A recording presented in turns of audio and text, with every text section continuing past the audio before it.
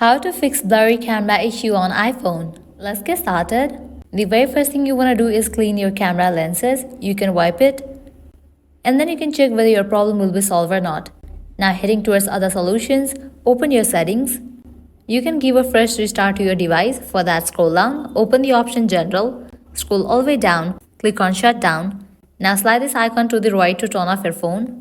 Once you turn off your phone, wait for a few minutes and again turn it back and check whether your problem has been solved or not. Likewise, heading towards next solution, you can close this. If you have downloaded any third-party camera apps, you can uninstall it. Uninstall those apps and check whether your problem will be solved or not. Likewise, heading towards next solution, open your settings, scroll down, open the option General, head towards the option of Software Update. If any updates are available, just update your phone software to its latest version. Applying these solutions, your problem will be fixed. So this is how you can fix blurry camera issue on iPhone. At the end, if you guys find this video helpful, don't forget to like, share and subscribe. Thank you.